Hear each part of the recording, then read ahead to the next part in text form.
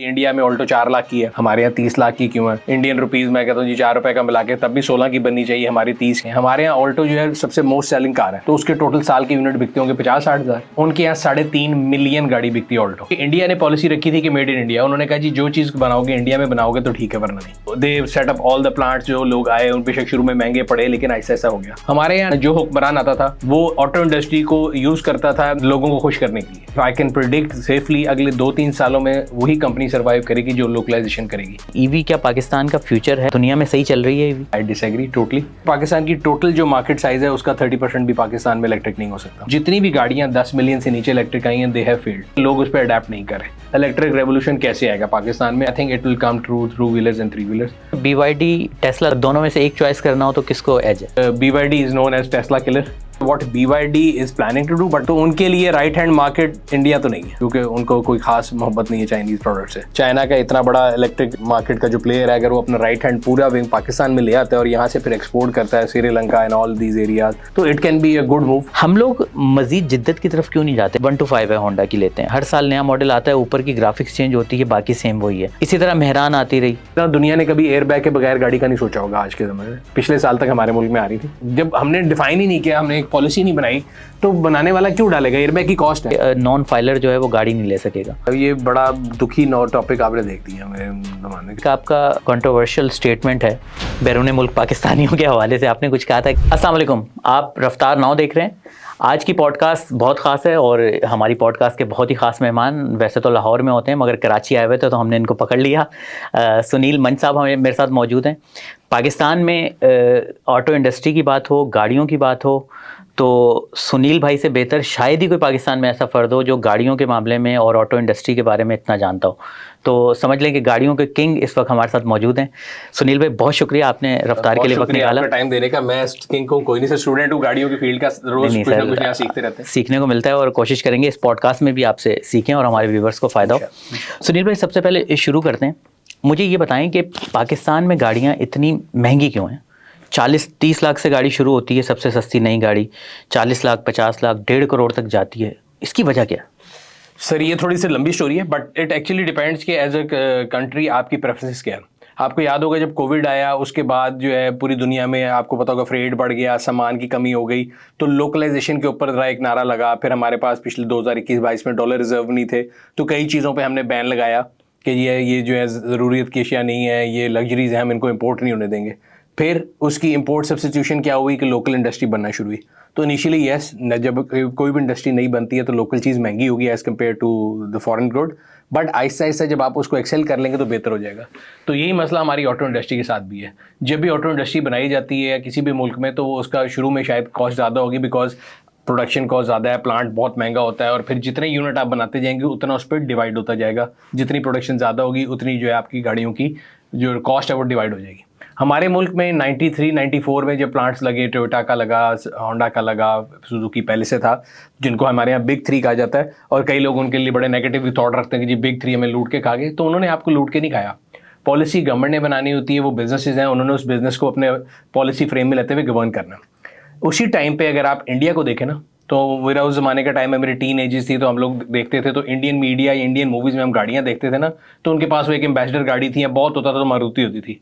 हमारे यहाँ पे BMW, मर्सिडीज और पजेरो उसको ज़माने में कल्चर था और हम बड़े खुश होते कि हमारे पास आगे थे उनसे बड़ी गाड़ियाँ, क्योंकि बच्चे थे, हमें ये नहीं पता था कि इम्पोर्ट क्या है, लोकलाइजेशन क्या है, उस टाइम हम छोटे थे। तो हो क्या रहा था बिहाइंड द डोर्स कि इंडिया ने पॉलिसी रखी थी कि मेड इन इंडिया। उन्होंने कहा जी जो चीज़ बनाओगे इंडिया में बनाओगे तो ठीक है, वरना नहीं। तो they set up all the plants. जो लोग आए उन बेशक शुरू में महंगे पड़े, लेकिन ऐसा ऐसा हो गया। हमारे यहाँ उल्टा था। हमारे यहाँ 90 से लेके 2008 तक जो है ना, जब तक डिफरेंट गवर्नमेंट्स आती थी ना, जो हुक्मरान आता था वो ऑटो इंडस्ट्री को यूज़ करता था लोगों को खुश करने के लिए। सो मैंने अगर रहना है, और मुशर्रफ साहब थे जब उनका वो था, उन्होंने कहा जी मैंने रहना है, रेफरेंडम कराना है, तो उन्होंने 15 साल 20 साल पुरानी गाड़ी खोल दी 2004, 5, 6 में। अगर आपको याद हो तो कोई इंपोर्ट लिमिट नहीं थी। उससे पहले भी कभी 3 साल कभी 5 साल। तो एक पेंडुलम है जो कि पॉलिसी जो है ना हिलती रही है। अगर आपको लोकल इंडस्ट्री को सपोर्ट करना था तो आपको टोटल बैन कर देना था, या एक क्लियर फार्मूला बनाना था कि 2 साल 5 साल पुरानी गाड़ी जो है वो रहेगी। बट हम स्विंग करते रहे, कभी 2 साल, कभी 5 साल, कभी 10 साल, कभी 15 साल, and we try to use that to negotiate with local manufacturers, जो कि turn out to be a bad policy. और 2016 तक ही होता रहा। लकीली 2016 के बाद आज तक पाकिस्तान की जो ऑटो पॉलिसी है वो कंसिस्टेंट है। तो 2016 में जाके हमारी पहली कॉम्प्रिहेंसिव ऑटो पॉलिसी आई, तब वो नून लीग की गवर्नमेंट थी। फिर जब इमरान खान साहब की गवर्नमेंट आई तो लकीली, वरना होता है कि पिछली गवर्नमेंट के उसको कंटिन्यू नहीं किया गया, बट रज़ाक दाऊद साहब पुट इट फुट डाउन और उन्होंने कंटिन्यू रखा उस पॉलिसी को। तो आज तक अगर आप देखें तो उस पॉलिसी के समरात ये हैं कि हमारे पास 3 के बजाय 13 कंपनी है, जहाँ पे आपके मुल्क में गाड़ियाँ आती थी जिसमें सीट बेल्ट नहीं होती थी, लेफ्ट साइड का शीशा नहीं होता था। अब जो है आप WPA 29 स्टैंडर्ड के सिग्नेटरी हैं, आप एयर बैग के बगैर गाड़ी नहीं बनाते। So we have come a long way, but predominantly अगर आप देखें ना कि गाड़ियों की जो प्राइसेस वो कम क्यों नहीं हो सकी आज तक, वो लोकलाइजेशन नहीं हुई थी। और ख़ासतौर पे 2021 का जो डॉलर क्रंच आया और हमारे पास डॉलर नहीं थे, उसके बाद अगर आप देखें तो एकदम इंडस्ट्री चेंज हो गई है। पहले ऑन का कल्चर था, अब ऑफ का आ गया। And if I can predict safely अगले 2-3 सालों में वही कंपनी सर्वाइव करेगी जो लोकलाइजेशन करेगी। अगर आपकी प्राइसेस डिपेंडेंट ही डॉलर पे हैं और डॉलर ऊपर जा ही जा रहा है और लोगों की इनकम तो रुपीज़ में है, वो डॉलर में नहीं कमा रहे, तो then you lose out. Sunil भाई, जब 80s में सुजुकी आई पहली कंपनी, तो मैंने ये पढ़ा कि मतलब इनके साथ हमारा ये मुआहदा हुआ था कि ये 5 साल के बाद यहाँ पर मैन्युफैक्चर बन जाएंगे, असेंबलर नहीं रहेंगे, ठीक है। तो उसके बाद ये कंटिन्यू नहीं हो सका, तो तब से लेके अब तक हम मैन्युफैक्चर क्यों नहीं बन सके, हम सिर्फ असेंबलर ही क्यों हैं? इंडिया देखें कहाँ से कहाँ पहुँच गया, वो अच्छी खासी एक्सपोर्ट्स करता है सर। उसकी रीज़न ये देखें, सबसे एक तो पहली चीज़ है कि एक गलत फहमी हमारे यहाँ पे लोगों में होती है कि auto assembly is something bad. दुनिया में कोई भी मैन्युफैक्चरर ऐसा नहीं है जो 100% मैन्युफैक्चर करता। All auto plants are assemblers, ठीक है। पहिया कहीं बनेगा, इंजन कहीं बनेगा, वो उसको असेंबल करेंगे, तो पर से असेंबलिंग इज़ नॉट बैड। हमारे यहाँ पे कई लोग हैं जो कि ना यूज गाड़ी का काम करते हैं, तो वो बड़ा इसको नेगेटिवली कहते हैं कि ये तो असेंबलर्स हैं। पूरी दुनिया में असेंबली होती है, प्रोडक्शन डिफरेंट जगह पे होकर इकट्ठी होती है। तो पहली बात तो ये होगी। दूसरी, पाकिस्तान में वो सर इसलिए नहीं हो सके, जैसे मैंने आपको बताया ना, पॉलिसी चेंज होती रही पेंडुलम की तरह। सो सुजुकी हो, होंडा हो, टोयोटा, या कोई भी कंपनी हो, उनका काम है कि गवर्नमेंट ने जो आपको पॉलिसी दी है उन्होंने उस फ्रेमवर्क के अंदर काम करना है। सो पहले हमारी गवर्नमेंट जो है वो लेके आई जी एक डिलीशन पॉलिसी होती थी, फिर ग्रीन फील्ड आया, फिर ब्राउन फील्ड आया, तो हमारी जो पॉलिसी है वो चेंज होती रही। तो एक इकोनॉमिक्स का आर्गुमेंट होता है इन्फेंट इंडस्ट्री आर्गुमेंट। सो उनका आर्गुमेंट इन्फेंट इंडस्ट्री वाला है कि ये बच्चा चलने लगता था तो आप पॉलिसी चेंज करते वो फिर गिर जाता था, फिर वो चलने लगता था, वो वॉकर तक पहुंचता था, आप फिर पॉलिसी चेंज करते वो फिर गिर जाता था। सो सम इन्फेंट्स नेवर ग्रो। अगर आप उस बच्चे को वो चलना शुरू कर रहा है, जैसे हम सब लोग हैं, हमारे घरों में बच्चे होते हैं, अगर वो चलना शुरू हम उसको डिस्करेज करेंगे तो नहीं चल सकेगा। तो ये वो इंडस्ट्री है जिसके साथ एक ऐसे बच्चे वाला सलूक किया गया कि जब वो उठ के चलने लगता था उसको मारा गया। एंड मैं ये नहीं कह रहा कि वो बड़े नाइव थे, यानी वो देखिए बिजनेस से काम होता है कि आपके फ्रेमवर्क के अंदर उन्होंने कोई ना कोई लूप होल ढूंढना है, तो वो उसको लूप होल को ढूंढते कभी डिलीशन पॉलिसी आई तो उन्होंने ये कर लिया। फिर they have been very influential in जो है ना पॉलिसीज अपनी मर्जी की कराने में। फिर जब चाइनीज प्लेयर आए तब उनको पहले शुरू में बड़ा रेजिस्ट किया गया, फिर कोरियन आए, बट अब I think it's a fair competition and I hope so कि आने वाले दिनों में अगर हम पॉलिसी को कंटिन्यू रखें जो 16 से अब तक जारी है, तो उसके जो समरात हैं वो पॉजिटिवली आएंगे। पाकिस्तान में गाड़ियाँ महंगी होने का जो सबसे बड़ा रीज़न है वो इनका प्रॉफिट मार्जिन है, जो बिग 3 हैं या जो दूसरी कंपनीज हैं। क्या ये बात सच है कि बहुत ज़्यादा प्रॉफिट मार्जिन चार्ज करते हैं पाकिस्तान में? कोई मतलब वो नहीं है, देखने वाला नहीं है इन लोगों को? देखिए, प्रॉफिट मार्जिन अगेन मैं जिस शुरू से कह रहा हूँ कि कोई भी कंपनी है वो they're here to make a profit and you can not put a cap on what profit they are charging. It's a fair market competition है। आप अगर एक गाड़ी के ऊपर लाख रुपए कमा रहे हैं और मैं 4 लाख कमा रही हूँ, मार्केट डिसाइड कर लेगी भी मैंने लेना है कि नहीं। सो वी कैन नॉट और गवर्नमेंट कैन नॉट डिक्टेट।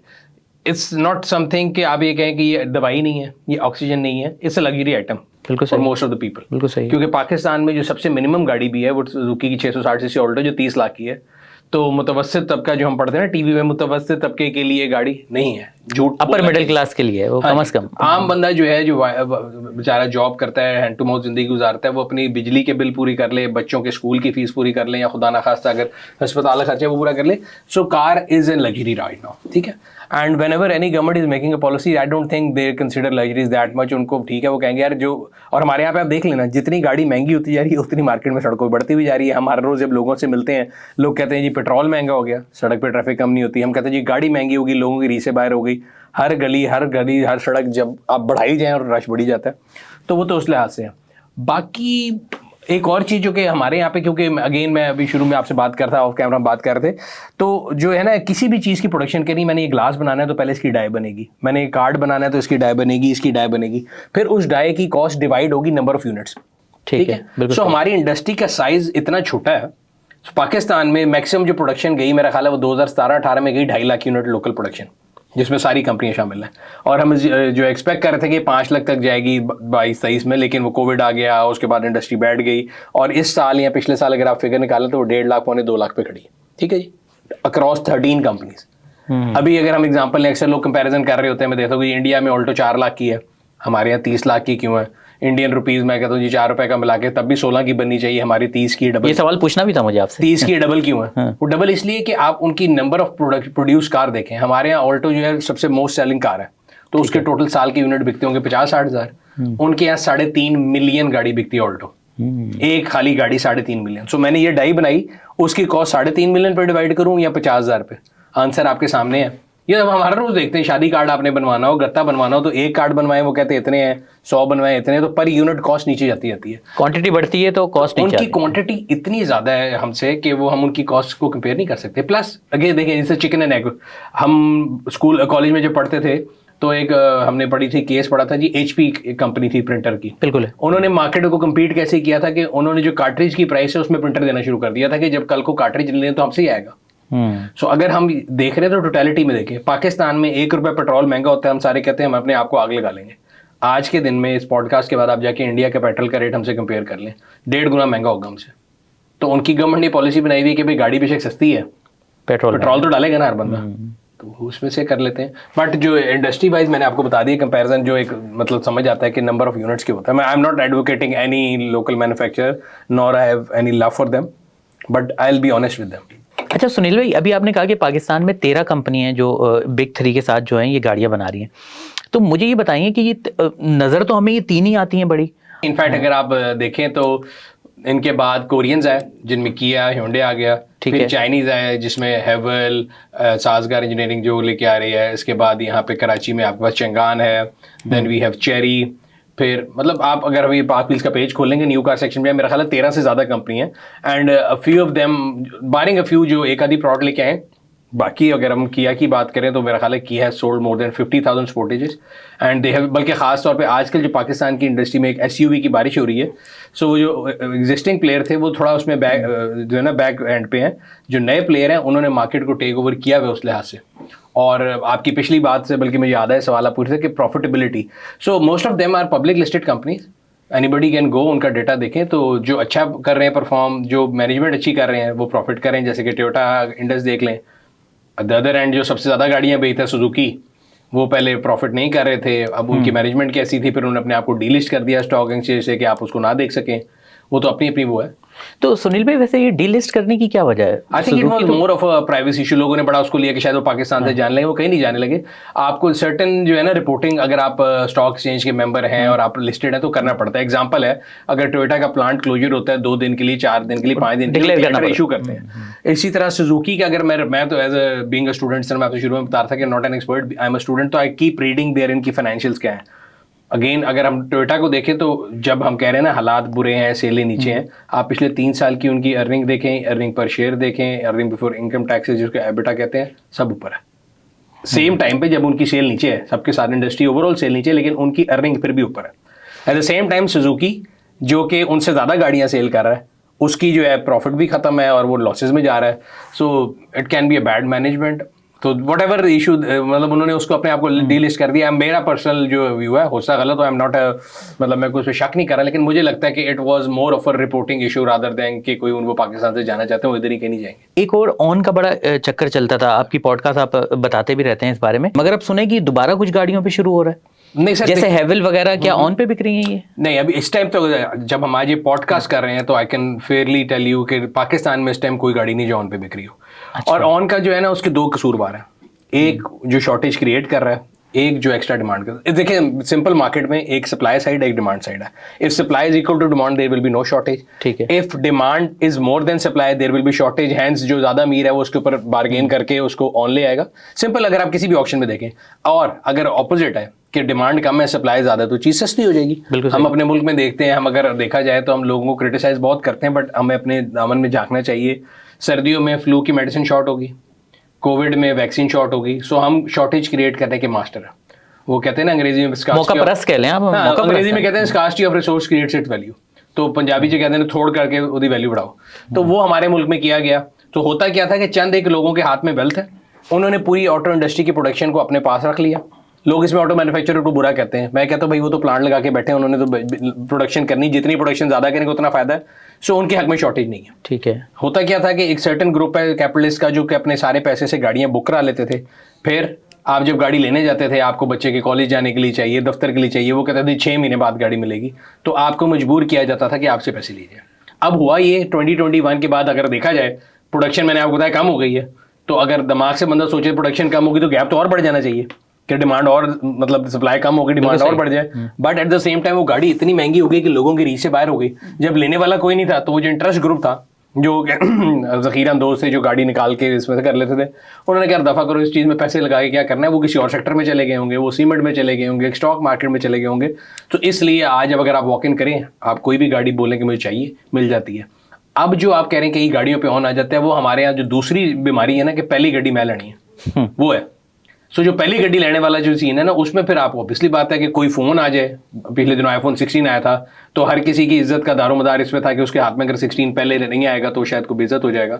तो वो जो एक माइंड सेट है ना लोगों का, कि जिसको मैं कहता हूँ सुपरफिशियल माइंड सेट, कि आपने आर्जी चीज़ों पे, बनावटी चीज़ों पे जोर डालना है, उसको आप बीट नहीं कर सकते। पाकिस्तान में क्या दुनिया में भी है, अगर कोई बड़ी प्रोडक्शन कार जो नहीं है, जो कि लिमिटेड गाड़ियाँ हैं, जब वो आती हैं तो एक मार्केटिंग टैक्टिक है कि जी 20 गाड़ियाँ बनाई हैं हमने, पूरी दुनिया में जो भी ले ले तो 1 of 20 मेरे पास है, 2 of 20 मेरे पास है। वो एक प्राइड के तौर पे जब लोग लेते हैं तो उसमें प्रीमियम आता है। बट अगर सप्लाई डिमांड के लिहाज से देखें तो इस टाइम पे पाकिस्तान में किसी गाड़ी पे कोई और नहीं। सही। सुनील भाई, अब जरा कुछ पर्सनल बातें हो जाए। ये बताएं कि आपके पास कितनी गाड़ियाँ हैं? सुना है आपकी भी माशाल्लाह काफ़ी बड़ी वर्कशॉप है और गाड़ियाँ बड़ी खड़ी रहती हैं। सर मेरे पास गाड़ी है, जो मैं हर एक को बताता हूँ कि जो मेरा गिराज है ना घर में, it's like a day care centre for cars. अच्छा। तो मेरे जितने दोस्त हैं उनकी गाड़ियाँ जो दूसरे शहरों में होती हैं, अगर उनकी यहाँ पे लाहौर में कोई गाड़ी है या लाहौर में भी है, या उनके पेरेंट्स की कोई गाड़ी है जो पुरानी है, उसको मेंटेन करना है, तो I just pick them up. मैंने कहता हूँ यार आप ही गाड़ी इधर खड़ी है, मैं इसको मेंटेन कर दूंगा, आपने जब चलानी है ले जाना।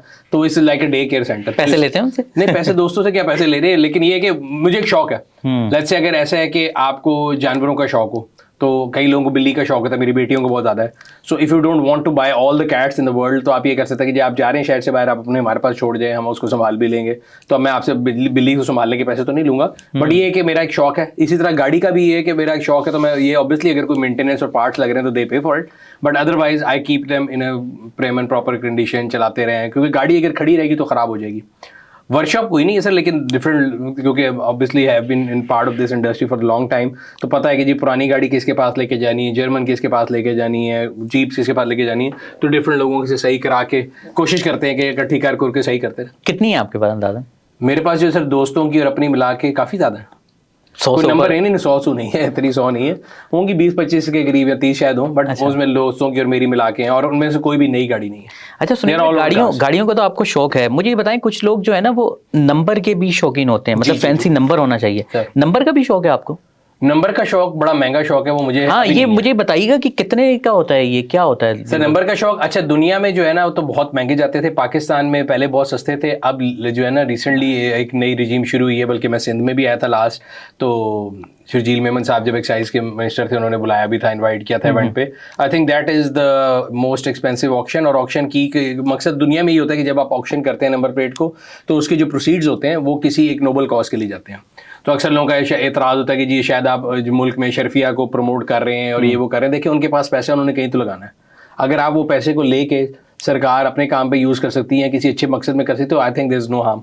तो सिंध गवर्नमेंट ने किया था, इन्होंने जो रिहेबिलिटेशन की थी फ्लड विक्टिम्स की, तो उन्होंने उनके लिए वो फंड रेज किया था। I think if I am not wrong 40-50 के करीब नंबर टोटल 65 करोड़ रुपए के गए थे, और नंबर वो जो एक नंबर था अकेला जो सबसे महंगा आज तक मेरा ख्याल है पाकिस्तान की हिस्ट्री में, वो 10 करोड़ रुपए का था। अच्छा। उसको फॉलो करते हुए अभी पंजाब गवर्नमेंट ने भी रिजीम शुरू की है प्राइवेट प्लेट्स की, I think they are launching this month, तो वो हो रहा है। हमारे बचपन में ये वाली स्कीम्स नहीं थी, हमारे पास होता था कि जी आप 1 नंबर ले लें, 786 ले लें, कोई 222, 555 इस तरह के थे। तो ये शौक मैंने आपको बताया कि पैसे से किए जाते हैं, और मैंने तब तक किए जब तक मैं वालिद साहब के पैसे से कर लेता था। जब से अपने उससे शुरू किया तो कभी ना नंबर की ज़रूरत पड़ी ना कोशिश की, और वैसे भी ज़्यादातर यूज गाड़ियाँ ले रहे, तो यूज गाड़ियों में you don't have liberty to, because वो ऑलरेडी रजिस्टर्ड होती हैं। सुनील भाई, आपका बड़ा फेमस हेयर स्टाइल है, पोनी बांधते हैं, स्टाइलिश लगते हैं, मुझे लग रहा है कि आपने शायद बाल कटवा लिए हैं। जी जी। क्यों? मैं हज पे गया था इस साल, तो कटवा ली है। वैसे मेरे पोनी और हज का जो कॉम्बिनेशन काफ़ी अल्हम्दुलिल्लाह रहा है, तो I have done it multiple time, अल्हम्दुलिल्लाह, अल्लाह मैंने चांस दिया तो बाल लंबे ही होते हैं हमेशा, जब हज पे जाते हैं तो फिर कटवा लेते हैं, फिर अच्छा, दोबारा आ जाते तो अब दोबारा रखने का इरादा है? हैं। जब तक हज नहीं करेंगे तो रख लेंगे। अच्छा अच्छा, चलें, अल्लाह ताला आप नसीब करे और कबूल करे आपका। अच्छा, यानी कि आपको फैंसी नंबर प्लेट्स का शौक नहीं है? नहीं, अच्छी हर एक को लगती है अगर मिल रही हो गाड़ी और उसके मगर साथ महंगा ही शौक है, आते आप ये कह रहे हैं? हाँ, बहुत महंगा शौक है। और I am one of those people जो पैसे इकट्ठे करके I would rather buy another car. So अगर मैंने 10, 15, 20, 30, 40 लाख का एक नंबर खरीद रहा है, तो उसी में अगर कोई पुरानी गाड़ी आ जाए, बेशक वो सुजुकी मैरान हो, बेशक एफएक्स हो, बेशक पुरानी Corolla, I would rather buy another car. मैं उस नंबर प्लेट के ऊपर पैसे लगाने के बजाय एक और गाड़ी और ले लूँ। सही, मेरी थिंकिंग ऐसी है। सही। अच्छा सुनील भाई, ये भी सुनने में आ रहा है कि पाकिस्तान के कुछ जो लोकल मैन्युफैक्चरर्स हैं, ये कुछ एक्सपोर्ट करने का भी सोच रहे हैं कि ऐसी कोई पॉलिसी बन रही है कि हम गाड़ियों को एक्सपोर्ट कर सकें। और दूसरी बात, जिस कीमत पे हम बना रहे हैं और अपने लोगों को दे रहे हैं, तो बाहर कैसे कम्पीट करेंगे हम इतनी प्राइस में? ये बड़ा अच्छा सवाल है। अगर उनकी देखा जाए तो मुझे नहीं लगता कि कोई विलिंगली कर रहा है। I will be very honest, I don't want to criticise anybody, और मैं उन पे बिलीव नहीं करता कि बिला वजह क्या से रहेगी। सर अच्छे ख्वाब तो दिखाए जा रहे हैं, बड़ी खबरें। वो बेसिकली गवर्नमेंट ने उनको ये देखा। देखिए, अगर हम एज अ नेशन बात करें, हमने एक इंडस्ट्री लगाई है, हमें पता है कि जी पाकिस्तान की टोटल खपत 2.5 लाख है, वो 3 भी पूरे कर रहे थे, तो बाकी अगर 10 और आ गए तो क्या करेंगे। सो व्हाट वी वांट कि हम इसको अगर एक्सपोर्ट करें और एक्सपोर्ट करके अपने मुल्क के लिए फॉरेन एक्सचेंज लेके आ सकें तो अच्छी बात है। वो कब होगी? ख्वाबों में तो कहना बड़ा अच्छा है, नारे कसमें वादे में लगा लूँ, वही आपकी वाली बात। अगर तो मैं उससे कम्पीट ही नहीं कर रहा और मैंने सिर्फ पूरी दुनिया से पार्ट्स यहाँ मिला के जोड़ दिए हैं, जिस तरह हम पहले बात करें, असेंबल कर दिए हैं, और फिर मैंने एक्सपोर्ट करना है, तो मैं सिर्फ एक तरीके से फ़ायदा ले सकता हूँ कि पूरी दुनिया इस तरफ थी, मैं यहाँ पे लाया, जोड़ के मैंने इस तरफ भेज दिया, बिल्कुल, तो शायद मैं फ्रेट पे पैसे बचा लूँ। ऐसा है नहीं, हम जियोग्राफिकली जहाँ मौजूद हैं हम वहाँ से सारा इकट्ठा करते हैं और फिर वहीं भेजेंगे, तो हो नहीं सकता। सो the only way you can increase export and make foreign exchange earn कर सकते हैं वो ये कि जब आप लोकलाइजेशन ज़्यादा करें। सो गवर्नमेंट ने जो ये मैंने आपको बताया था कि ऑटो पॉलिसी आई थी, उसके मुताबिक ये जितने भी नए मैन्युफैक्चरर हैं, दे वर सपोज वो एक इंपोर्ट करते हैं किट जिसको CKD बोलते हैं, कंप्लीटली नॉकडाउन किट। ठीक है, तो उन्होंने पॉलिसी में एक किया जो कि अच्छी पॉलिसी है, अगेन जहां गवर्नमेंट अच्छी चीज करे बताओ उसकी तारीफ। CKD किट गालिबन वो होती है जिसपे गाड़ी बेस करती है। CKD is completely knockdown kit, CB होती है कंप्लीटली बिल्ड यूनिट। तो CKD किट में ये 3 चीजें आई, इनको जोड़ के यहाँ की गाड़ी बन गई। कोई चीज लोकल होगी, कोई इंपोर्टेड होगी, तो CKD किट इंपोर्ट की जाती है। गवर्नमेंट ने कहा कि जी आप जो CKD इंपोर्ट कर रहे हैं, a percentage of that value you have to export, okay, which makes sense कि भाई आपने फर्ज करें $1,00,000 का सामान इंपोर्ट किया कि हम इससे गाड़ियां बना रहे हैं, तो भाई उसका 1% ही एक्सपोर्ट तो करो। सो ये विलिंगली नहीं कर रहे, गवर्नमेंट ने ज़बरदस्ती किया था। और अगर आप लास्ट ईयर देखें तो बल्कि इन्होंने मेरा ख्याल है गवर्नमेंट को अगेन इकट्ठे होकर स्ट्राइक करने की भी कोशिश की कि जी हम उसका एक इंटरेस्ट ग्रुप बना लें, वो बट दे डिडंट बज, और अच्छी बात है। तो उसके बाद फिर कंपनियों ने एक्सपोर्ट करना शुरू किया, किसी ने पार्ट्स की export, if I am not wrong carpet था, टोयोटा ने किया, ये वो इस तरह शंगान ने भी किया। बट लॉन्ग टर्म में देखें वही बात है, मैं ये बात आपसे करता कि हमारी इंडस्ट्री का साइज तो अभी 1.5 लाख है, 2 हो जाएगा, 2.5 हो जाएगा, इससे ऊपर नहीं जा रहा अभी। So the only way for companies और to survive and make profit is कि वो एक्सपोर्ट शुरू करें। एक्सपोर्ट फिर आपकी बात है ना, हमारे पास रीजन से बिजली सस्ती है, कोई चीज़ ऐसी नहीं है कि जो हमारे पास एक्स्ट्रा बहुत सस्ती हो। 2 चीज़ों पे हम कर सकते हैं, एक तो हमारी लेबर सस्ती है, बट दूसरी चीज़ ये अगर इनपुट वाली जो प्रोडक्ट्स हैं अगर हम यहाँ लोकलाइज कर लेंगे तो ठीक है। कई कंपनियां जिन्होंने मोर देन 50% लोकलाइजेशन कर ली हुई है, so they are better gear to export than other ones. और दूसरी भी बात हम आपसे करते हैं कि मैं आपसे बात करता कि चाइनीज़ प्लेयर जिस तरह है, so China is a left hand market. ठीक है, उनको अगर राइट हैंड कहीं दुनिया में भेजनी है तो उनके लिए एक सेंस बनती है कि वो पाकिस्तान में राइट हैंड मैन्युफैक्चर करके फिर बाकी दुनिया में भेजें। वैसे ये बहुत टेक्निकल मसला होता है राइट और लेफ्ट वाला। हाँ होता है, क्योंकि नंबर गेम है ना, क्योंकि एक हायर वॉल्यूम प्रोडक्ट है, तो कई दुनिया में गाड़ियाँ ऐसी हैं जो आप देखेंगे राइट हैंड आती नहीं है। अगर आपको बहुत शौक है तो आप उसको खुद कन्वर्ट करा लें, कंपनी नहीं भेजती, तो लेफ्ट से राइट हैंड की कन्वर्जन उसका मसला होता है। तो ये सिर्फ जो राइट है ये पाकिस्तान इंडिया इस वाले रीजन में, जो रीजन मेरा ख्याल है ब्रिटिश कॉलोनीज रहे हैं ज़्यादातर। मेरी थोड़ी ना अंग्रेजी भी वीक है और ज्योग्राफी भी वीक है, नहीं माशाल्लाह, तो लेकिन मुझे लगता ये है कि जो ब्रिटिश रूल के अंदर रहे हैं वो ज़्यादातर राइट है, बाकी लेफ्ट है। सुनील भाई, गाड़ियों की इंडस्ट्री को लेकर एक और बड़ी बहस आजकल चल रही है कि ईवी का एक रेवोल्यूशन आ रहा है, हर तरफ जो है इलेक्ट्रिक गाड़ियाँ, अपना फ्यूल बचाओ, ये करो वो करो। तो कुछ लोग एक दो लोगों के साथ मैंने पॉडकास्ट की, उन्होंने कहा यार ये ईवी जो है ना कोई ख़ास चीज़ नहीं है और ये भी पाकिस्तान आने में 15-20 साल लगेंगे, ये तो उनका कहना था। आप ये बताएं कि आप क्या देखते हैं, ईवी क्या पाकिस्तान का फ्यूचर है, दुनिया का फ्यूचर है, दुनिया में सही चल रही है ईवी?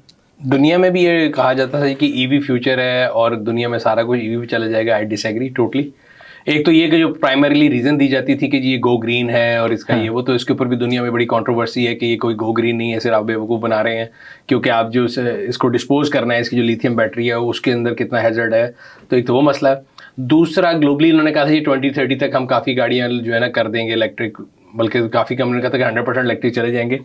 BYD ने कहा था कि 30% पाकिस्तान में वो हो जाएंगे। वो तो उन्होंने अपनी ख्वाहिश का इज़हार किया। अच्छा, वो ख्वाहिश अलग है, मैं तो अभी ग्लोबल बात कर रहा हूँ। तो ग्लोबल में उन्होंने कहा जी कि यूरोप में, यूके में 2030 के बाद कोई भी गाड़ी जो है वो गैसोलीन नहीं होगी, इलेक्ट्रिक होगी।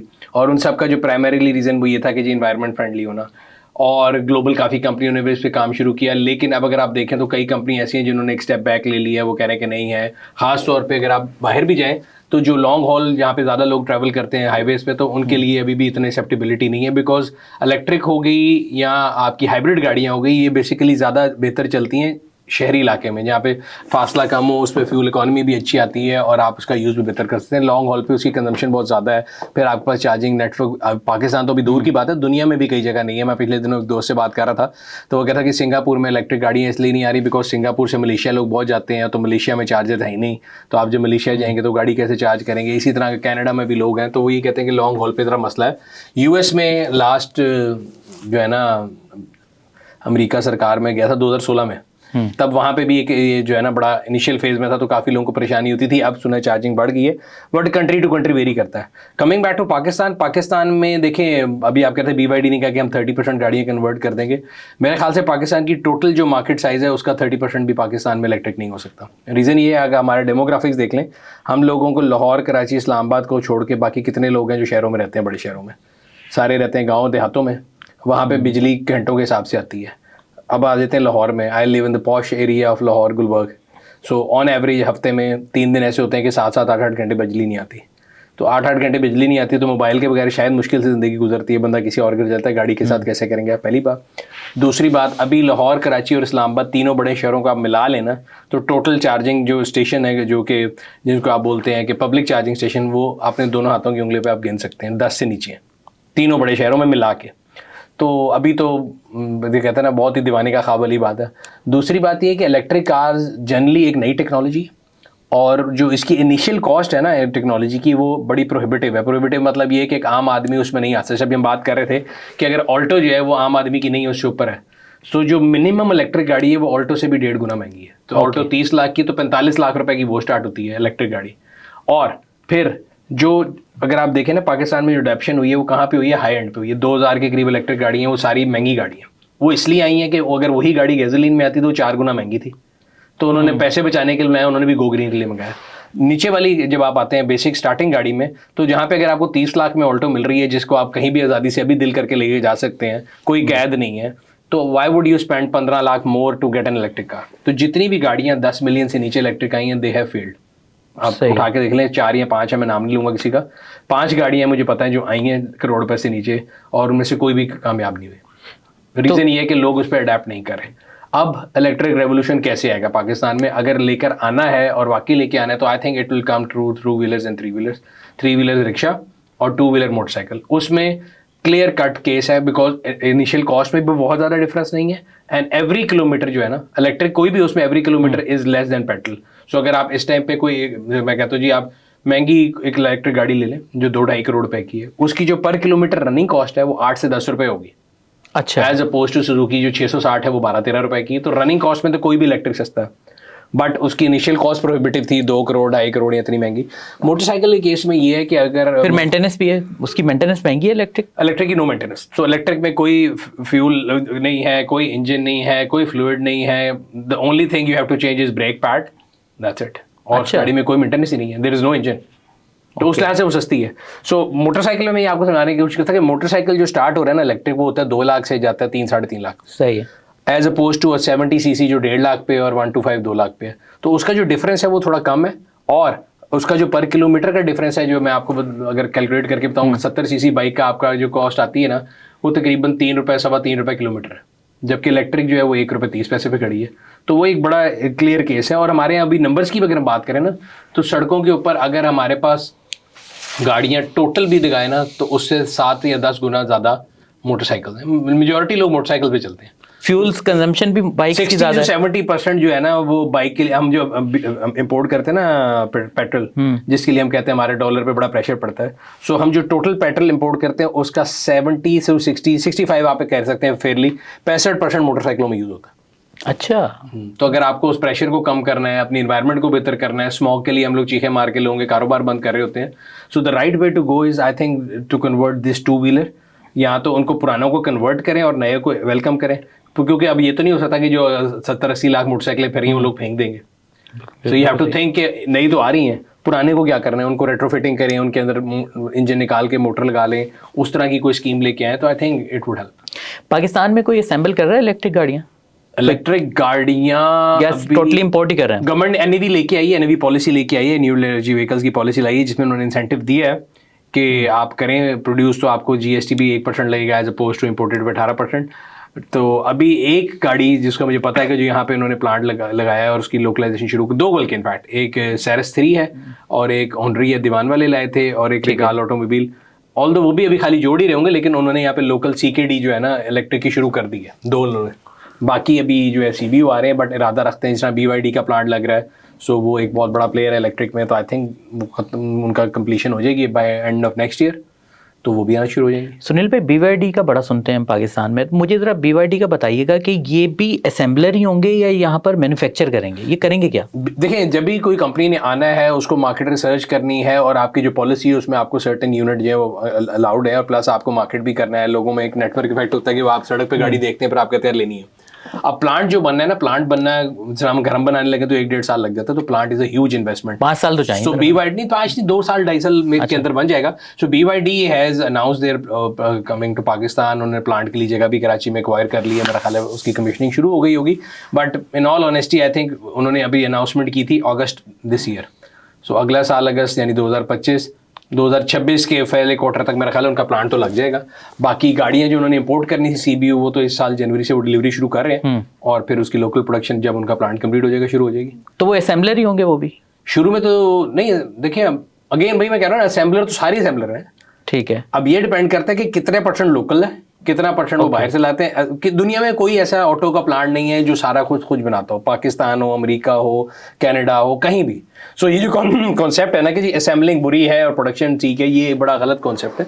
सो असेंबलिंग का मतलब है कि आपने ये चीज़ यहाँ से ली, यहाँ से, अब आप उसका कितना पार्ट लोकल कर रहे हैं वो डिपेंड करता है। अब आई एम नॉट श्योर कि what BYD is planning to do, but as again I told कि मैं थोड़ा बहुत स्टडी कर रहा हूँ, तो उनके लिए राइट हैंड मार्केट इंडिया तो नहीं है। ठीक है। क्योंकि उनको कोई ख़ास मोहब्बत नहीं है चाइनीज़ प्रोडक्ट से, तो हमारे पास से ही राइट हैंड अगर जाएगा आगे जा सकता है। And if they produce locally right hand market इधर, तो मेरे ख्याल से हमारे लिए अच्छी चीज़ है, बिकॉज चाइना का इतना बड़ा इलेक्ट्रिक मार्केट का जो प्लेयर है, अगर वो अपना राइट हैंड पूरा विंग पाकिस्तान में ले आता है और यहाँ से फिर एक्सपोर्ट करता है Sri Lanka and all these areas, आपके रशिया, घाना, ये वो सारे, तो it can be a good move. But देखते हैं क्या होता है। आपने BYD टेस्ला दोनों का रिव्यू किया? जी किया है। दोनों में से एक चॉइस करना हो तो किसको एज है? दोनों में से किसी भी, वैसे मैं आपके चले चैनल से बताता हूँ, कोई भी अगर आप इलेक्ट्रिक गाड़ी लेने जा रहे हैं, never buy an electric car जिसका डीलर आपके मुल्क पे मौजूद नहीं होगा। वो तो दोनों का नहीं है मेरा ख्याल है। BYD कार है ना। अच्छा। टेस्ला का तो भी नहीं है। सही। टेस्ला हो, कोई भी इलेक्ट्रिक गाड़ी हो, आप फोर्ड इलेक्ट्रिक ले लें, कोई भी ले लें इलेक्ट्रिक गाड़ी, बिकॉज देखिए हमारे मुल्क में आपने देखा होगा, आपको गाड़ी का कोई भी अगर शौक नहीं भी है, नहीं भी पता, गाड़ी खराब होगी पहली चीज़ क्या करेंगे, बोनेट खोल के देखेंगे। बिल्कुल सही है। इलेक्ट्रिक में क्या देखेंगे? वो तो पूरा कंसील्ड होता है, सुने हो? नहीं ना, इंजन ही नहीं है। और उसके ऊपर अगर कोई आप पंगा लेंगे तो ऐसा शौक लग सकता है कि बस बंदा जा भी सकता है। फिर आपके यहाँ पे लोकल मार्केट में कोई उसकी नॉलेज नहीं है, गाड़ी बंद होगी, समझे इट्स डेड गॉन, समझ रहे हैं? तो अगर तो आपके पास डीलरशिप मौजूद है और वो उसको केटर कर रही है तो यू आर सेफ। अदरवाइज आपका जितना हार्ड एंड मनी वो सब उड़ जाएगा। तो ये सिंपल फॉर्मूला है, आपने कोई भी इलेक्ट्रिक गाड़ी लेनी, वो BYD है, वो टेस्ला है, वो मर्सिडीज है, BMW है, फोर्ड है, एनी इलेक्ट्रिक कार है जिसके, और वो अगर गाड़ी डीलरशिप ने नहीं मंगाई तो वो उसको केटर नहीं करेंगे। बेशक कंपनी मौजूद है और आप खुद मंगा लेंगे तो वो केटर नहीं करेंगे। So don't be Penney wise pound foolish के जी आप पेनियां बचाने के चक्कर में खुद इंपोर्ट कर लें ग्रे मार्केट से BYD आज के जी मैं उनसे नहीं लूंगा, मैं खुद ले लूंगा। कल जब आप उनके दरवाजे पे लेके जाएंगे वो कहेंगे जी हमने इंपोर्ट नहीं की हुई, हम नहीं सर्विस करेंगे। सारे ज़्यादातर कंपनी नहीं करती हैं, तो इसलिए इलेक्ट्रिक गाड़ियों में जो है ना वो ना कीजिएगा। बाकी ग्लोबली अगर देखा जाए तो I think BYD is known as Tesla killer. अच्छा। रीजन कि वो उससे कम प्राइस में वैसी ऑप्शन दे रहे हैं। देखिए disruption is a zero sum game, economics की एक टर्म है ना डिसरप्शन। आपने डिसरप्ट कर दिया एक चीज़ को, तो टेस्ला ने क्या किया था, जितने बड़े प्लेयर थे बाहर मौजूद जो ऑटो मैन्युफैक्चर जो कहते थे जी हमें आता है और गाड़ी बनाने का आर्ट क्या कहता था, जिसको इंजन बनाना आता है वो गाड़ी बनाएगा, उन्होंने पूरी गेम उल्टी कर दी। उन्होंने कहा लो जी इंजन के बगैर गाड़ी खलोती है, ठीक है जी, उन्होंने चेंज कर दिया।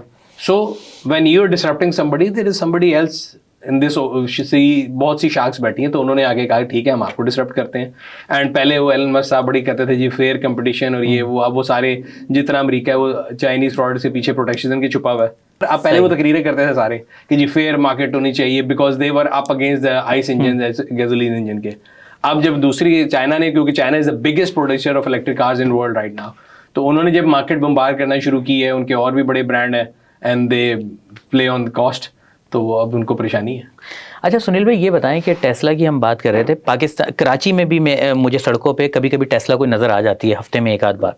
तो आपने कहा उसकी डीलरशिप तो है नहीं यहाँ पे, तो ये जो इतनी महंगी गाड़ियाँ जो इंपोर्ट हुई हैं, अगर ये ख़राब हो जाती हैं, कोई इशू आ जाता है, तो ये लोग कहाँ जाते हैं फिर? सर वो मैं कहता हूँ पाकिस्तान में भी इलेक्ट्रिक गाड़ियाँ are toys for big boys, तो वो जो बॉयज इंपोर्ट करते हैं वो उसको भेजते हैं बाहर पाकिस्तान से सही करवाने के लिए। कुछ छोटा सा मसला भी आ जाए, यहाँ मैकेनिक्स है ही नहीं है क्या? नहीं, मैकेनिक देखिए, ट्रबल शूटिंग अगर तो सॉफ्टवेयर बेस्ड है तो वो तो ओवर द एयर हो जाता है, वो खुद ही आप कर सकते हैं, देयर मॉडर्न कार्स में हो जाता है। बट कोई ऐसी चीज जिसको डायग्नोज करना है, कहीं करके लाना है, कंपनी ने करना है, एंड वो ओवर द एयर नहीं हो सकता, then there is no option. ये तो फिर महंगा शौक है, बहुत महंगा शौक है फिर। इसीलिए कैसे टॉयज फॉर बिग बॉयज, मेरे आपके लिए नहीं है। अच्छा, अभी थोड़ी देर पहले आप बाइक्स की बात कर रहे थे, बाइक्स का भी शौक है आपको? बिल्कुल, हर मशीन का शौक है जो कि इसके ऊपर पहिए लगे हो। हैवी बाइक्स भी सारी रखी हैं एक ज़माने में, अब नहीं चलाता। अच्छा, एक चीज़ और बड़ी देखने में आती है सुनील भाई, ये सवाल मेरे दिल के करीब भी है।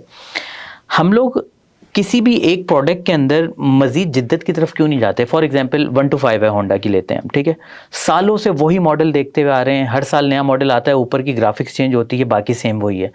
इसी तरह मेहरान आती रही, सालों से आती रही है, बाकी वो बंद हो गई। मजाल है कि जो कुछ चेंज किया हो, कोई वही शीशे। तो ये क्या रीज़न है, हम इसको चेंज क्यों नहीं करते? क्या दुनिया में भी ऐसे ही होता है?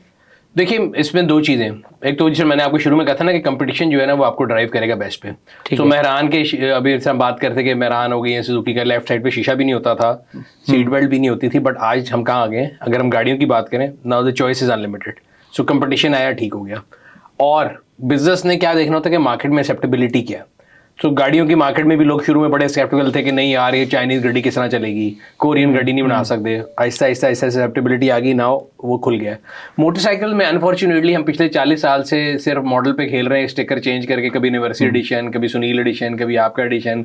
जो आपने रफ्तार लिखवाना है रफ्तार लिखवा लें, मैंने पार्क लिखवाना है वो लिखवा लूँ। So there is no advancement in that. Firstly because consumer side से एक्सेप्टेबिलिटी भी कम है। रीज़न क्या है? हमारे यहाँ पे लोग जो है ना, आप गाड़ियों के बाइकों का नाम है ना कैश डिपॉजिट, तो वो समझते हैं कि ये जो चीज़ है, ये दुनिया में देखा जाता है मशीन्स को एज एन एक्सपेंस, पाकिस्तान में देखा जाता है एज एन एसेट। जब आप उसको एज एन एसेट देखते हैं तो आप कहते हैं यार मैंने आज ये ली है, कल मुझे खुदा ना खासा ज़रूरत पड़े मैं उसको फ़ौरन बेचूँ। अब एग्जांपल है, इलेक्ट्रिक स्कूटर्स आना शुरू हुए, स्कूटीज आना शुरू हुई, इलेक्ट्रिक मशीन्स आना शुरू हुई हैं। अभी भी उनकी एक्सेप्टेबिलिटी इतनी कम है कि अगर आप वो लेके बेचने जाते हैं तो कोई मार्केट में भी लेने वाला नहीं है, सेकेंडरी मार्केट नहीं मिल रही। तो जब सेकेंडरी मार्केट नहीं मिलेगी, अगली बारी आप कहेंगे यार नहीं लेनी, इससे बचना। कई दफ़ा लोगों ने ज़रा डिफरेंट डिज़ाइन बनाने की कोशिश की, वही होता है कि उसमें मतलब मार्केट जब उसे एक्सेप्ट नहीं करती वो कहते हैं बैक कर लो। अब आप देखें जितने चाइनीज़ प्लेयर आए मोटरसाइकिल में, सबका डिज़ाइन एक है, सबके नाम फ़र्क हैं, बट एग्जैक्ट सेम चीज़ है, ठीक है। तो इस मेरा ख्याल है इंडस्ट्री के अंदर ज़रूरत है इस चीज़ की, और मुझे लगता है कि अभी जो एक रेवोल्यूशन इलेक्ट्रिक का आएगा तो उसमें ऐसा एक्सेप्टेबिलिटी भी आ जाएगी और बेहतरी भी आएगी, तो फिर इनको भी कंपटीशन देखना पड़ेगा। क्या कंपनी भी जानबूझ के ऐसा करती है? क्योंकि अगर वो शेप चेंज कर देगी किसी मॉडल का, फिर उसको उसके स्पेयर पार्ट्स भी जब तक वो मॉडल मार्केट में है वो मैनेज करना पड़ेगा, सप्लाई जारी रखनी पड़ेगी, तो उसके लिए भी मुश्किल होता है, इसीलिए वो भी बोलती है स्टिकर चेंज करो और जाने दो। देखिए, कंपनी, मैंने पहले बताया कि अगर मैं कंपनी हूँ तो मैंने अपनी प्रॉफिटेबिलिटी देखनी है। अगर मेरी प्रोडक्ट मार्केट में ये बिक रही है और बिकी जा रही है और मैंने एक ही डाय से निकालनी है, तो मेरे लिए तो जन्नत वाली बात है ना कि 40 साल में इसी डाय से निकाली जा रहा हूँ, तो मेरी तो पर यूनिट कॉस्ट कम होती जा रही है। मुझे तकलीफ होगी कि मैं दूसरी डाय पे जाऊँ। अगर मार्केट आप है, आप कंज्यूमर है, अगर आप मेरी इसको एक्सेप्ट नहीं करेंगे तो मैं उस पर मूव करूंगा। लोग तो अगर आप एक्सेप्ट किए जा रहे हैं तो मुझे किसने काटा कि मैं बिला वजह उस पर जाऊँ, मैं इस पर जाऊँ, मुझे क्या जरूरत है? It's not an NGO that I am running for a company. अगर आप देखें, जो कंपनी होगी वो एनजीओ नहीं है, उसने अपनी प्रॉफिटेबिलिटी देखनी है। मार्केट ड्राइव करती है, अगर डिमांड साइड खत्म हो जाएगी वो खुद चेंज कर देंगे। तो इसमें मेरा ख्याल है rather than blaming company, we should blame the demand side. Sunil भाई, एक गाड़ियों में सेफ्टी का भी बड़ा, सेफ्टी फीचर्स का भी बड़ी बहस होती है। अभी पिछले दिनों हमारे एक सियासतदान है, उनके बेटे जाँ बहक हुए कार हादसे में, शायद गाड़ी में जो है वो सेफ्टी वो नहीं थे। तो मुझे ये बताएं कि इस वक्त सेफ्टी को लेकर कितना काम कर रही हैं कंपनियां? क्या सब गाड़ियों में इस वक्त जो है सेफ्टी फीचर्स हैं? अगेन सर, सेफ्टी जो है ना वो अगेन पाकिस्तान में बड़े लेट आया, अब तो मैंने आपको बताया कि we are signatory WPA29 standard हमने करना है। वो भी पिछले तकरीबन लास्ट गवर्नमेंट में हुआ था, जब फवाद चौधरी साहब मेरा ख्याल है मिनिस्टर होते थे इनके, तो उनसे गपशप भी मेरी लगी, एक दफ़ा बात हुई तो उन्होंने कहा जी WPA29 स्टैंडर्ड के हम लोग सिग्नेटरी हो गए हैं और ये स्टैंडर्डाइजेशन हमने कर ली, जो कि बड़ी अच्छी बात है। Again credit should be given where it's due, तो उन्होंने कर लिया। उससे पहले हम कंपनियों को ब्लेम करते थे कि ये टीन डब्बे बना रहे हैं और ये मौत की चीज़ मशीनें बना रहे हैं, तो उनको हम क्यों ब्लेम करते हैं भाई? उन्होंने तो कारोबार करना है, हमारा काम है कि हम पॉलिसी बना कर दें। हमने कोई पॉलिसी नहीं बनाई हुई थी, there was no safety requirement, तो वो कैसे होगा? फिर दूसरी चीज़ जो कि हमारे यहाँ पे अक्सर हादसे होते हैं, हम कहते हैं जी एयर बैग नहीं खुला, टायर फट गया, और उसके बाद एक जनरल एक हमारे अंदर एक ना इनहेरेंट वो है कि हम उस कंपनी के पीछे पड़ जाते हैं कि शायद इस कंपनी की गलती है। We don't put our act together. हम अपनी गाड़ी की मेंटेनेंस सड़क के कोने पे जाके करा लेंगे, ठीक है, कंपनी नहीं भेजेंगे, कोने पे करा लेंगे तो कंपनी की जिम्मेदारी खत्म होगी। बेशक आप वो हम कहते हैं बहाना कर रहे होंगे, लेकिन हमने उनको बहाना दे दिया। अगर आपकी गाड़ी कंपनी मेंटेन्ड है, कंपनी स्टैंडर्ड पे मेंटेन है, तो फिर चांसेस ये हैं कि वो मेल फंक्शन नहीं करे। अगर आप सुनील से भी ठीक करा रहे हैं, कहीं गली पे खड़े होकर खुद ही सही कर रहे हैं, तो फिर ऑब्वियसली उसके फंक्शन जो वो नहीं चलेंगे। एयर बैग के केसेस में ज़्यादातर ये होता है, जो इंपोर्टेड गाड़ियाँ आती हैं उनके एयर बैग पहले डिप्लॉय होते हैं, हम प्रॉफिट टेकिंग के चक्कर में लगी हुई गाड़ी मंगा के दे देते हैं, जब बाद में एक्सीडेंट होता है तो पता लगता है वो खुला ही नहीं है। जब वो खुलता नहीं है फिर हम कहते हैं कि ये क्यों नहीं खुला, पता लगता है कि इसमें एयरबैग था ही नहीं। या एक हमारे लोगों में गलत बेसिकली कॉन्सेप्ट ये कि शायद हर हिट पे, हर इम्पैक्ट पे एयरबैग खुलेगा, हर इम्पैक्ट पे नहीं खुलेगा। देयर सर्टेन इम्पैक्ट जिस पे वो सेंसर जहाँ लगे, अगर इम्पैक्ट होगा तो खुल जाएगा, वरना नहीं खुलेगा। प्लस कई चीज़ें मैं जैसे बता रहा हूँ ना कि सेफ्टी की रिक्वायरमेंट ही हमारे यहाँ पे इतनी कम है कि उस पर मतलब दुनिया में आपने कभी ये सोचा नहीं होगा कि बगैर स्टीयरिंग की गाड़ी आ सकती है। इसी तरह दुनिया ने कभी एयरबैग के बगैर गाड़ी का नहीं सोचा होगा आज के ज़माने में। पिछले साल तक हमारे मुल्क में आ रही थी, ठीक है, हमने तो जब हमने डिफाइन ही नहीं किया, हमने एक पॉलिसी नहीं बनाई, तो बनाने वाला क्यों डालेगा? एयरबैग की कॉस्ट है। आप अगर आज फर्ज करें एक ऑटो प्लांट चला रहे हैं और आपकी गाड़ी जो है एयरबैग डालने से 3 लाख महंगी हो जाती है, तो क्यों डालो? सही बात है। जब कंज्यूमर ले रहा है बगैर, या तो कंज्यूमर कहना जी मैंने बगैर एयरबैग की नहीं लेनी, मेरा सेफ्टी स्टैंडर्ड बहुत हाई है। अब हमारे जो मोटरसाइकिल चल रहे हैं कितने सालों से चल रहे हैं, उनका क्या सेफ्टी स्टैंडर्ड है? कुछ भी नहीं। हर अगले रोज़ आप देखते हैं। फिर होता ही है कि जब कोई नोटेबल हादसा हो जाता है तो हम रिएक्टिव अप्रोच रखते हैं, बजाय इसके कि हम प्रोएक्टिव करें। हम पहले से देखें कि हमें बाइक में ABS ब्रेक होनी चाहिए, टायर्स मेंटेनेंस। आपकी जो आम गाड़ी है डोमेस्टिक, उसका कोई मेंटेनेंस का या उसका कोई फिटनेस की कोई चेकिंग ही नहीं है। सही। आप हाईवे पे लेके जाएं फटे हुए जो है पुराने टायर। बल्कि इससे मुझे याद आ गया, चलें आपके चैनल के उससे गवर्नमेंट से जो है दरख्वास्त कर लेते हैं हाथ जोड़ के, प्लीज़ आपसे भी, गवर्नमेंट से भी हाथ जोड़ के, कि सबसे इंपॉर्टेंट चीज़ जिसकी हमें अभी मेरा ख्याल है गवर्नेंस की सबसे ज़्यादा ज़रूरत है, वो एम्बुलेंस है। अच्छा। सो पिछले 1-2 साल में मेरा बैठना हुआ 1-2 एम्बुलेंसों में, और मैंने देखा कि आप किसी भी अस्पताल के बाहर जाए ना तो प्राइवेट एम्बुलेंसेज होती हैं, क्योंकि वैसे तो हमारे यहाँ पे स्टेट लेवल पे तो इतना निज़ाम है नहीं है उसका। इसीलिए हमारे यहाँ पे अगर आप देखेंगे फ्लाई इदारों की भी हैं, जो फ्लाई इदारों की भी एम्बुलेंसेज हैं वो भी दुनिया के लिहाज से गलत हैं। सुजुकी डब्बे के अंदर जो एम्बुलेंस है वो इन इट सेल्फ ही आपको एक जो है ना, अगर एक सेहतमंद आदमी बैठ जाए तो निकले शायद उसके लिए सेहत ना रहे, ठीक है ना। तो आप एक मरीज को उसमें बैठाएंगे जो कि रेट्रोफिटेड नहीं है, जिसके अंदर सारे इक्विपमेंट मौजूद नहीं है, तो वैसे गलत है। फिर जो आप अगर देखेंगे तो उनके जो ड्राइवर्स होते हैं उनकी कोई अलहदा लाइसेंस नहीं है, कोई स्टैंडर्डाइजेशन नहीं है। जिसका जो दिल किए, सही पहिए, ख़राब पहिए, पुराने पहिए लगा के उसने 4 गाड़ी पर खड़ा किया हुआ है, एम्बुलेंस का पीछे बोर्ड लगाया हुआ है, ऊपर सायरन लगा दिया है, उसका भी किसी के पास लाइसेंस है कि नहीं है, वो उसको लाइसेंस टू किल मिल गया है, वो सड़क पे कभी सिग्नल तोड़ रहा है, कभी कुछ कर रहा है। तो आई थिंक इस अमर की बहुत सख्त ज़रूरत है कि और कुछ ना करें ना, कम से कम जो हमारे एम्बुलेंसेज हैं ना उनकी जो स्टैंडर्डाइजेशन उस पर काम करें, एम्बुलेंस की जो लाइसेंसिंग है उसके ऊपर काम करें, और एक ग्रैंड ऑपरेशन करें कि अभी जो आपके पास एम्बुलेंसेज तमाम अस्पतालों के बाहर खड़ी हैं उनकी जो है फिटनेस किस लेवल की है, उनके मतलब किस उनके पास लाइसेंस है, एम्बुलेंस का नहीं है। I think this is something जो कि मुझे लगता है कि एक टिकिंग बॉम्ब है जो कि हमारे यहाँ पे चलता है। बहुत से लोगों के लिए मैटर करती है ये बात जो आपने बोली, अल्लाह करे हुकूमत इसके ऊपर कोई एक्शन ले। अभी सेफ्टी फीचर्स की बात हो रही थी, मैं आपकी मौजूदगी का फ़ायदा उठाते हुए मुझे ये बताएं कि इसके बारे में भी बहुत सी मतलब वो हैं कि ये जो सेफ्टी फीचर्स में एयर बैग्स होते हैं ये डिस्पोजेबल होते हैं, एक बार अगर खुल जाए तो ये दोबारा नहीं होते, नए सिरे से लगवाने पड़ते हैं। ये क्या है, ये है क्या मामला? एयर बैग देखें बेसिकली क्या है, अगर मैं फर्स्ट कर एक्सीडेंट होता है और मैं इसके यहाँ पे मेरा सर लगता है तो ये मुझे कोना लगेगा, ठीक है। अगर इस कोने के अंदर एक बैलून लगाओ, वो बैलून मुझे यहाँ से आगे रोक ले और मैं वापस आ जाऊँ, मेरा सर ना फटे। So this is an air bag. So air bag basically आपके इम्पैक्ट को रोकने की कोशिश करता है, बट वो इस स्पीड से आता है कि अब हमारे यहाँ पे लोगों को ये भी नहीं पता, लोगों ने बच्चों को आगे बैठाया होता है। प्यार जो कि हमारे मुल्क में एक प्यार का एक एक्सप्रेशन है जो कि जहालत है, मैं भी करता रहा हूँ कि अपने बच्चों को गोद में बिठा के आप गाड़ी चला रहे हैं, क्या मेरा बेटा गाड़ी चलाना सीख। This is fatal. लिखा भी होता है गाड़ी में, बट हम पढ़ने की कोशिश नहीं करते बिकॉज हम पढ़ने लिखने में बिलीव नहीं करते ज़्यादा। तो अगर वो एयरबैग खुलेगा वो स्पीड से आएगा, अगर आपके और मेरे जैसे बंदे को नॉर्मल लगे ना तो आपकी शक्ल पे ब्रूज पड़ जाए, वो इतनी जोर इम्पैक्ट से आता है। सो वो बैलून है, वो एक दफ़ा खुल गया देन इट्स गॉन। फिर अगर दुनिया में नया लगवाना पड़ेगा। हाँ, नया ही लगेगा, दुनिया में ही स्टैंडर्ड है। देखें एक सेफ्टी है ना, तो यानी उसको तो फिर हम चेक ही नहीं कर सकते? नहीं, आप चेक कर सकते हैं। आप गाड़ी के अंदर की ये नहीं क्या करती है, वो नहीं है कि बुलेट प्रूफ ग्लास है कि गोली मार के चेक करना है। हाँ। सो वो अगर गाड़ी के अंदर मौजूद है और वो डिप्लॉय नहीं हो रहा तो उसके अगर कोई एरर है तो एबीएस के एरर की लाइट आ जाएगी। सो गाड़ी के अंदर जब आप ओबीडी स्कैनर के साथ लगाएंगे तो वो बता देगा कि भाई इसका एयर बैग जो है मेल फंक्शन दे रहा है। अब हमारे यहाँ पे उसकी भी लोगों ने जुगाड़ लगा ली है कि एयर बैग खुला हुआ तो उस जगह रेजिस्टेंस लगा देते हैं ताकि आपको वो फंक्शन मिले। हम बड़ी क्रिएटिव कॉम है सर, 2 नंबरी में हमारा अगर चले तो हम एयर बैग की जगह हम बैलून लगा दें। सही। अच्छा सुनील भाई, कोई नंबर हो तो मुझे शेयर कीजिएगा। पाकिस्तान हर साल कितनी गाड़ी इंपोर्ट करता है, कुछ नंबर दें आप? इंपोर्ट का नंबर हाँ जी आता होता है, मेरा ख्याल है अब कम हो गया, पहले था तकरीबन अगर हम बात करें 2006-07 की तो मैक्सिमम जो हमारी नंबर ऑफ इंपोर्टेड यूनिट गई है वो गई है 95 या लाख के करीब। आजकल वो होगा बिकॉज वो ऐसा ऐसा पॉलिसी को सख्त करते गए। पिछले साल मेरा ख्याल है टोटल जो इंपोर्ट हुई होगी गाड़ियों की that will be somewhere around 40,000 units. बहुत कम, यानी आधी रह गई तकरीबन। हाँ जी, क्योंकि पॉलिसी सख्त कर दी ना, क्योंकि देखिए मुझे और आपको as a Pakistani we can not import a used car import करने का जो है ना राइट वो दिया गया एक्सपर्ट को जो पाकिस्तान से बाहर गए हैं। ठीक है। और उसके अंदर 3 स्कीम है। वो स्कीम के नाम से लोगों को लगता है कि शायद वो ड्यूटी फ्री है। जितनी आप यूज कार देख रहे हैं वो सारी उसी के तहत आती हैं। एक गिफ्ट स्कीम है, एक ट्रांसफर ऑफ रेजिडेंस है और तीसरी बैगेज है। ठीक है। तीनों में से किसी में ड्यूटी नहीं है। वो गिफ्ट से लोगों को लगता है कि ड्यूटी नहीं, 400+ % उसी पे लगती है। सो मैंने और आपने अगर कभी गाड़ी इंपोर्ट करनी हो तो we buy that option of importing the car from expert और फिर उनके नाम पे आती है। तो इस और उनको डॉलर भी भेजने पड़ते हैं वहाँ से। वो सख्त होता जा रहा है सिस्टम। पहले होता कि जी आप यहाँ से भेज दें और आ जाए, अब उसके लिए आपको पीआरसी भिजवानी पड़ती है कि आपने पाकिस्तान में 1 साल में उतनी रेमिटेंस भेजी है जितनी की गाड़ी है, ड्यूटी है। ठीक है। तो उसको थोड़ा टाइट कर दिया है, विंडो छोटी कर दी है। So you can not import a car older than 3 year, jeep older than 5 year. तो एक तो वो टाइट किया है। फिर उस प्रोसीजर में जितने लूप होल्स है उसको गवर्नमेंट ने कम कर दिया तो इम्पोर्ट कम होती गई है। प्लस डॉलर महंगा हो गया तो इम्पोर्टेड गाड़ी वैसी महंगी पड़ती है। तो इसलिए लोकल भी का नीचे हुई है, वो भी नीचे होगी। अभी एक खबर और चल रही थी सुनील भाई कि नॉन फाइलर जो है वो गाड़ी नहीं ले सकेगा। इसकी क्या सदाकत है और इससे फिर क्या असर पड़ेगा गाड़ियों के बिजनेस पर?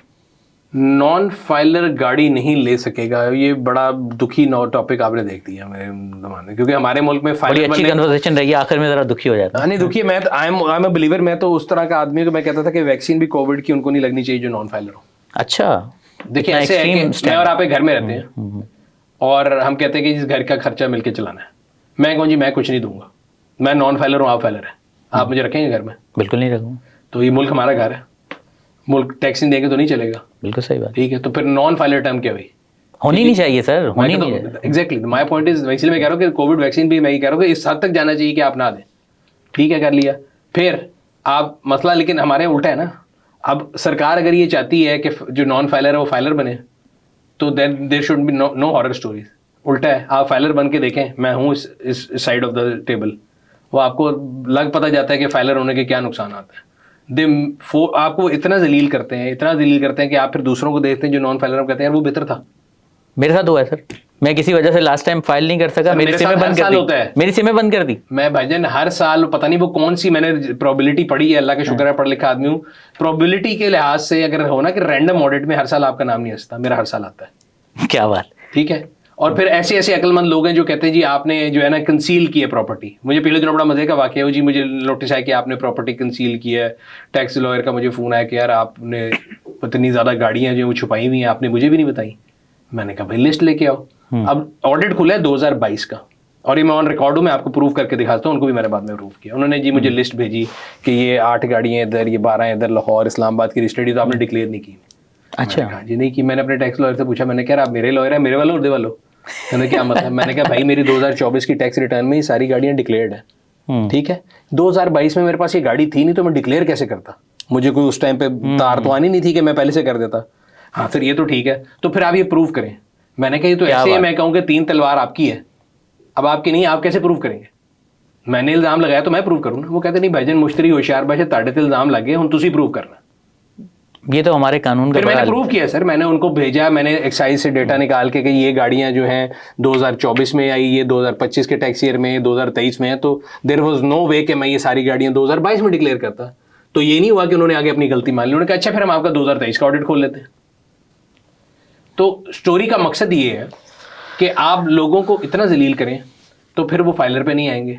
दूसरी तरफ आप इश्तिहार जितना मर्जी चलाएं, जैसा मैंने कहा कि ठीक है एग्जाम्पल है कि घर चलना है तो टैक्स देना है, लेकिन अगर जब मैं आपको टैक्स दे रहा हूं और आप मुझे रोज घर के एंट्री पे चपेड़ मारें तो फिर मैं अगली बारी दूंगा।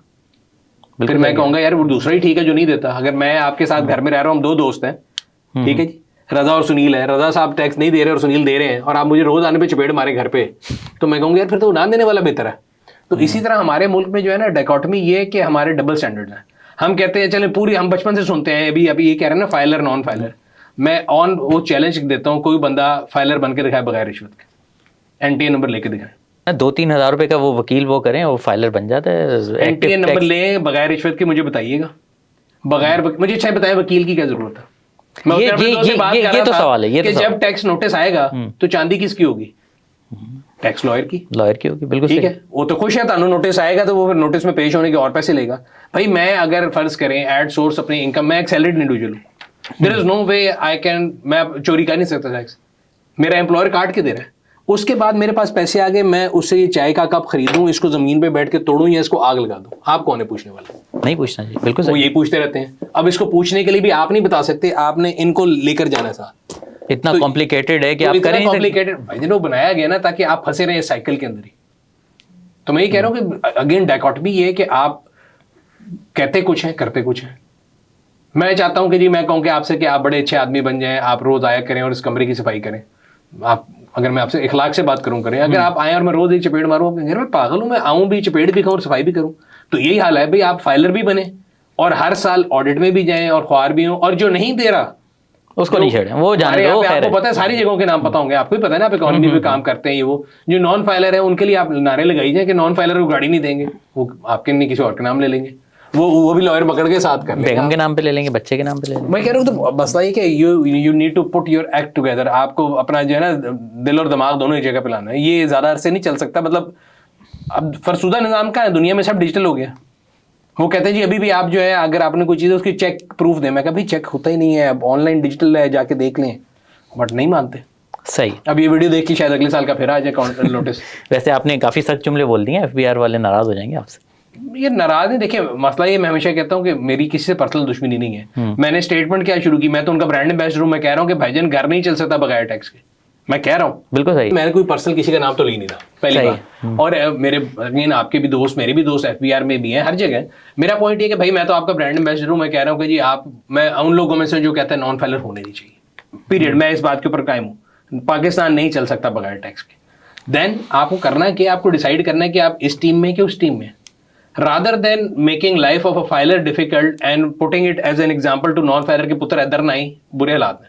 आपको तो चाहिए कि आप टैक्स पेयर को इतनी इज्जत दें, इतनी फैसिलिटी दें कि दूसरा भी कहे कि यार मैं इस साइड पे आना चाहता हूँ। हमारे यहाँ पे सिर्फ टैक्स की वालों के लिए ना, अगर आप एयरपोर्ट पे जाएंगे ना तो ऊपर एक लिखा होता है कि ये टैक्स फाइलर्स की जगह थी, वो सिर्फ बोर्ड है, उधर से कोई नहीं जा सकता, समझ रहे? ऐसा ही है। उसके अलावा सड़क पे फाइलर नॉन फाइलर की एक इज्जत है, कोई ऐसी जगह नहीं कि आपको, because we have a regime जहाँ पे डायरेक्ट इनडायरेक्ट दोनों टैक्स है। तो हमने तो हर तरह, हम बेसिकली हमने लोगों को बेवकूफ़ बनाया हुआ है। हम कहते हैं जी ये मुल्क टैक्स नहीं देता। जो कोई भी नॉन फाइलर भी जो है ना, वो भी अपनी जिंदगी में GST तो दे रहा ना हर चीज। हाँ, इनडायरेक्ट दे रहा है। तो you can be on either side. आप हाइब्रिड मॉडल पे चल रहे हैं कि डायरेक्ट भी ले लो, इनडायरेक्ट भी ले लो, और फिर आवाम से कहिए तुम सारे चोर हो। सही। सुनील भाई ये बताएं कि बैंक्स जो हैं ऑटो इंडस्ट्री में क्या किरदार अदा कर रहे हैं? हम बाहर अमेरिका में देखते हैं, UK में देखते हैं, तो गाड़ी जो है वो बैंक ही फाइनेंस करते हैं, कैश पे बहुत कम है वहाँ पे लेने का। पाकिस्तान में कैसा किरदार है, आप कैसे देखते हैं? सर अगर आप पाक व्हील्स का ब्लॉग पढ़ें तो आपको नजर आएगा, मेरा ख्याल है कंसेक्यूटिव 56 मंथ्स पे लोएस्ट पे है। रीजन ये है कि स्टेट बैंक ने एक कैप लगा दी है कि आप 3 मिलियन से ऊपर की फाइनेंसिंग नहीं कर सकते। ठीक है, ठीक है, इंडिविजुअल्स को ऑटो पे। ठीक है। तो गाड़ियों की जो प्राइस है वो है करोड़ पे है, 70 लाख 90 लाख 1.5 करोड़, तो उसका 30 लाख जो पड़ता है वो 10-15% पड़ता है। सर ये तो जिसने 90% अरेंज करने वो बाकी भी कर लेता है, तो बैंक को नुकसान है। तो सर बैंकों का क्या कसूर है? ये तो फिर हुकूमत की पॉलिसी का कसूर है, स्टेट बैंक ने लगाया। हाँ, तो दोनों चीजें बैंकों की फेवर में नहीं। एक तो इंटरेस्ट रेट बहुत ज्यादा था, वो ऐसे सब नीचे आ रहा है। उन्होंने काइबोर प्लस सर्टेन कवर लेना ना, तो वो तकरीबन 25-30 पे चला गया था, which was very expensive. Starting from 9-10% पे शुरू हुआ था, अब मेरा ख्याल है 13% पे आ जाए, तो वो थोड़ा नीचे आया है। दूसरा, गाड़ियाँ महंगी भी तो डॉलर की वजह से हो गई, फिर इंटरेस्ट रेट महंगा हो गया, फिर 30 लाख का कैप लग गया, तो बैंक का जो बिजनेस फ्रॉम कार था वो तो बिल्कुल खत्म हो गया। ठीक है सुनील भाई, एक आपका कोई कंट्रोवर्शियल स्टेटमेंट है बैरून मुल्क पाकिस्तानियों के हवाले से आपने कुछ कहा था कि रेमिटेंस के बारे में कोई आपने बात की थी। नहीं, कि उनको वोट डालने का राइट बारे में नहीं कहा था, और वो कंट्रोवर्शियल इसलिए बना था कि लोग पूरी बात नहीं सुनते। वोट डालने का आपने कुछ कहा था कि वोटिंग जो है वो देखिए एग्जांपल है, ये आपका दफ्तर है, मैं इस दफ्तर में आज पहली बार ही आया हूं। अच्छा, जो व्यूवर पहली बार देख रहे हैं वो स्टेटमेंट गालिबन ये था कि उनको वोट डालने का राइट होना चाहिए या नहीं होना चाहिए? राइट होना चाहिए, उनका जो हल्का हो वो किस के लिए करेंगे वो स्पेसिफाइड होना चाहिए। वो मैं एक्सप्लेन कर रहा हूँ, लोगों ने उसको गलत इन्फर किया था। जिस तरह वो टैक्स वाले पे भी कई शायद निकाल के कह देंगे ये गलत है, ये बकवास कर रहा है, तो पूरी चीज नहीं सुनते। तो मैं एग्जांपल देता हूँ, ये आपका कमरा है, ये आपका ऑफिस है, इसके इलेक्शन हो रहे हैं, मैं इसका वोट दूं कि ये बल्ब ये लगे ये ना लगे, तो सारे कहेंगे भाई तू आता ही नहीं, तो तू कौन है?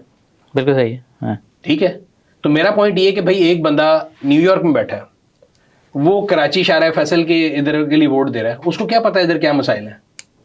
पीटीआई वाले बड़े नाराज हैं आपसे? नहीं, पीटीआई वाले नाराज नहीं, मैं तो देखिए पाकिस्तान की बात करता हूँ, PTI, Noon League, Peoples Party, they are all my friend, मेरे सारे दोस्त हैं, बल्कि पार्टियों में भी दोस्त हैं। मेरा पॉइंट ये भाई कि देखें, आपने वोटिंग राइट दें, हर पाकिस्तानी को दें, जो बाहर बैठा है उसको दें, वो रेमिटेंस भेज रहा है, सारा कुछ कर रहा है, उसकी फैमिली इधर है, बिल्कुल दें। पॉइंट ये है कि किस हल्के के लिए आप एक सेंट्रल पोल बना सकते हैं कि जो समंदर पार पाकिस्तानी है, हम इतनी सीटों के लिए सिर्फ इलेक्शन उनके थ्रू करेंगे और वही वोट करेंगे। वो जिस मर्जी पार्टी को दें, वो पीपल्स पार्टी को देना है, पीटीआई को देना है, जेयूएफ को देना है, नून लीग, जिसको देना चाहते हैं दे, रिगार्डलेस, मुझे इससे कोई इतराज नहीं वो किसको दे रहे हैं, ना ही मुझे उनके वोट देने से इतराज है। ठीक है, मेरा सिंपल एग्जाम्पल ये है कि भाई अगर इस ऑफिस के लिए वोटिंग हो रही है तो सुनील कैसे दे सकता है वोट? सर उसकी फैमिली तो यहीं रहती है ना, फॉर एग्जाम्पल उसी हल्के में का वोट रहे ना, आपकी भी सारी फैमिली है ना, इन सबके वोट इधर हो। मेरे से अगर वोट ले रहे हैं तो मैं आपके दफ्तर का डिसाइड करने वाला कौन हूं? मैं इधर रहता ही नहीं हूं। अगर मुझे इससे मसला है कि जी मैं कहता हूं ये बिल्डिंग हमारा सबकी है, तो इस बिल्डिंग में एक सेंट्रल पूल क्रिएट करके जो भी पाकिस्तान इस बिल्डिंग से बाहर है वो बाहर के लिए वो कहें जी इधर का बंदा वो इलेक्ट कर लेगा, समझ रहे? ठीक है, तो सबको स्कूल में डाल अगर 300 हल्के एग्जांपल है नेशनल असेंबली के, उनकी फैमिली रह रही है तो उनकी फैमिली को तो नहीं मैं कह रहा कि वोट दे, उनको भी दें वोट, बट उनके लिए आप एक सेंट्रल पोल बना सकते हैं कि ये 4 सीटें हैं जो कि पाकिस्तान से बाहर गए हुए लोग इनको वोट देंगे, वो जिस मर्जी पार्टी को दें। मतलब आप बात समझ रहे हैं? मेरा पॉइंट ये है कि यार जो वोट, रीजन क्या है? रीजन ये है आप अमेरिका में बैठे हैं, वोट डालने का इख्तियार होना चाहिए, इख्तियार होना चाहिए, आप कह रहे हैं के लिए देना है ये देखें, ये डिसाइड करें, ये डिसाइड करने किसको कर रहे हैं। देखें आप पॉलिसी की डेमोक्रेसी क्या होता है, डिवोल्यूशन ऑफ पावर क्या है कि पहले था नाजिम तक था, फिर आपने उसको खत्म कर दिया, अब जो क्लोजेस्ट आपका रिप्रेजेंटेटिव है वो आपका एमपी एमएनए है। अगर आपकी गली खराब है, कोई मसाइल है, आप उनके पास you are supposed to go there and solve the problem, ऐसा ही है, बिल्कुल ऐसे। अब मैं कहूं कि जी इस बिल्डिंग के लिए, जो इस बिल्डिंग का अगर फर्ज करें हम आइडली इस बिल्डिंग के अंदर हम लाइक से इलेक्शन हो रहा है, तो जो बंदा इस बिल्डिंग के करीब है या बिल्डिंग के अंदर एक्सेसिबल है उसी को चूज करना चाहिए ना। बिल्कुल सही है। और जो अंदर रहता है वही चूज करे। मुझे क्या पता कि आपकी बिल्डिंग में कोई थूकता है, पीक फेंकता है, बिल्डिंग खराब होती है, मैं गलत बंदे को चूज कर दूं जो रहते नहीं, तो आप कहेंगे भाई तुम ना लेने में ना देने में तुम कैसे कर रहे हो। सो मेरा पॉइंट ये है कि भाई आप उनको राइट दें, बिल्कुल दें, they are Pakistani as much as we are, in fact बल्कि जो मुल्क से बाहर होता है वो ज्यादा मुहब्बत वतन होता है, उसको ज्यादा प्यार होता है। ठीक है, मुझे उनसे कोई इतराज नहीं, कोई लड़ाई नहीं, मेरे अपने फैमिली के लोग हैं यार, मेरे दोस्त हैं सारे। पॉइंट ये है कि आप उनके लिए एक सेंट्रल पोल बना दें कि उन्होंने किस हल्के के लिए वोट करना, ये सिर्फ मसला है, उसको इन्फ्लुएंस की गलती हो सकती है, बाकी मुझे कोई किसी से कोई इशू नहीं भेजा। चलें, अच्छा हुआ आपने क्लियर कर दिया। अच्छा सुनील भाई, बस लास्ट क्वेश्चन, मुझे ये बताएं कि पाकिस्तान के हालात आपके सामने, अगर हम गाड़ियों की ही बात कर लें तो अभी भी जो प्रोडक्शन है गाड़ियों की वो 2016-17 के लेवल पर अब तक नहीं आई, लोगों की बाइंग पावर नहीं है, पॉलिटिकल अनसर्टेनिटी है, ब्रेन ड्रेन हो रहा है, एक मतलब नौजवान से अगर कोई बात करें ना तो ऐसा लगता है कि मायूसी सी की कैफियत है। तो इस मौजूदा सूरत हाल को देखकर आप अगले 20 साल में पाकिस्तान को कहाँ देखते हैं? 20 साल तो बहुत बड़ी विंडो है, आपने बता दी। अगले 5 साल की अगर बात करें, 10 साल कर लें जरा। मैं तो वैसे उन लोगों में से हूं जो ब्रेन ड्रेन को कहता है कि यार ये ब्रेन ड्रेन होना नहीं चाहिए क्योंकि आज नहीं हो रहा, ये सिर्फ एक आजकल स्टेटमेंट ज्यादा है। अब तेजी से बढ़ रहा है ना सुनील भाई सर, अब ये है कि नंबर्स बढ़ गए हैं, बहुत ज्यादा बढ़ गए हैं, और हाईली स्किल्ड जब जाते हैं उसकी रीजन तो डैमेज करता है। मैं कह रहा हूं डैमेज भी करता है, और उसकी रीजन ये है कि हमारे यहाँ पे जो है ना लोग जो है रियलिटी को फेस नहीं करना चाहते। सो मैं अभी भी कहता हूँ अगर आप बिजनेसेस वाइज देख लें, अगर पाकिस्तान इतने ही बुरी हालात में हो तो जितनी फॉरेन डायरेक्ट इन्वेस्टमेंट पाकिस्तान में आती है, जितनी कंपनीज पाकिस्तान में ऑपरेट कर रही हैं वो ना करी थी, तो ब्रेन ड्रेन की जो ज्यादा वजह है that is negative marketing of our country. Reason कि मीडिया में हमेशा वो चीज बिकती है जो कंट्रोवर्शियल हो, अगर कोई अच्छा काम कर रहा हो तो आप कहेंगे नहीं यार इसको दिखाने क्या फायदा है, कोई बुराई आएगी तो हम फौरन चले जाते हैं, हम टीवी चैनल लगाते हैं तो ऐसे लगता है कि कल पाकिस्तान शायद खुदा ना खास्ता कुछ और हो जाएगा, इतने मसले दिखाए जाते हैं। सो एक नेगेटिव वाइब फैलाई गई है जो कि मैं उसको एग्री नहीं करता। हालात इतने बुरे नहीं है आप ये कह रहे हैं?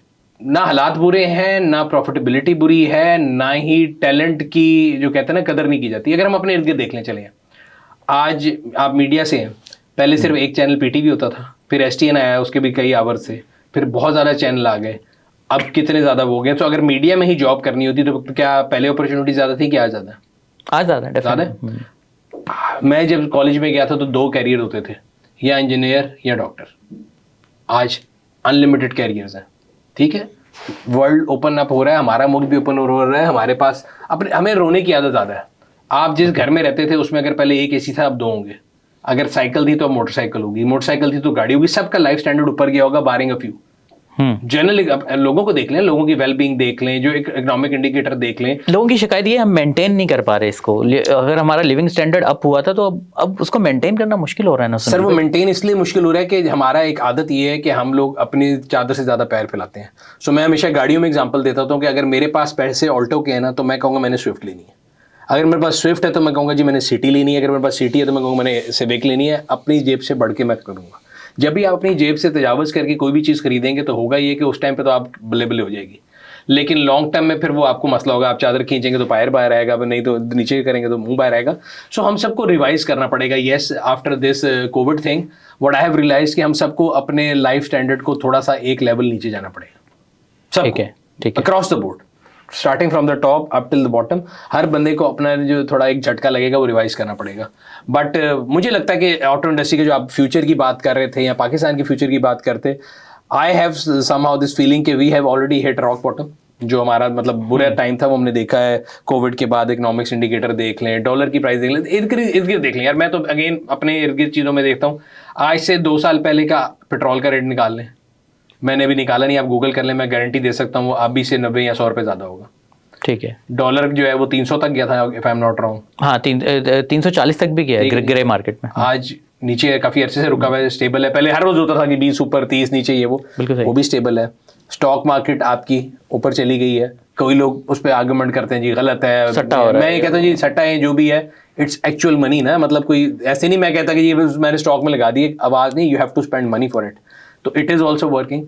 सो things are getting better and if we get जो कहते हैं ना अनस्टेबिलिटी ना हो, हम आपस में लड़ने से बच जाएं। जो हम हर वक्त लड़ते रहते हैं कि इसने उसको कह दिया, लसानियत हो गई, कभी मजहबी शुरू हो जाता है, कभी पार्टी का शुरू हो जाता है।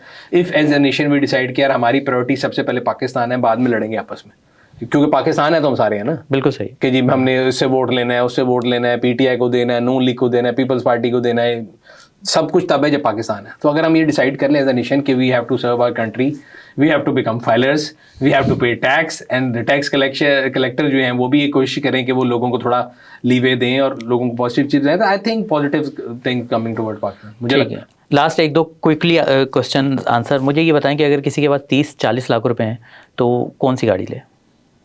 2 ऑप्शंस कोई बता दें उसको।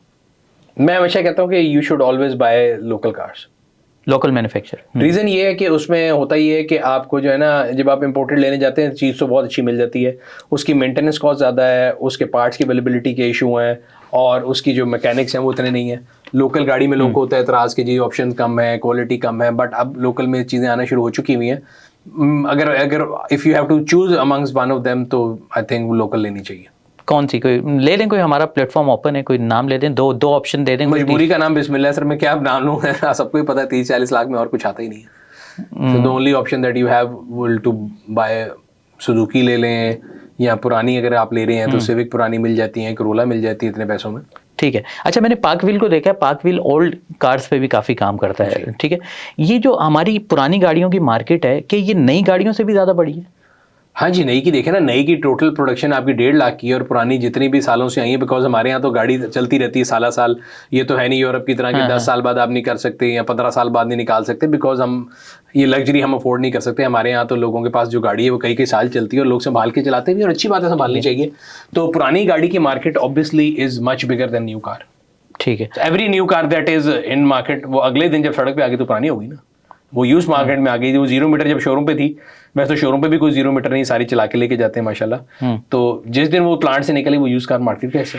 ठीक है सुनील भाई, बहुत शुक्रिया आपके वक्त का, और उम्मीद है कि व्यूअर्स आपकी हमारी इस डिस्कशन को बहुत एंजॉय करेंगे और पूरी देखेंगे, बीच में से क्लिप निकाल के नहीं पूरी देखते हैं, हमारी व्यूअरशिप माशाल्लाह। Thank you very much. Thank you.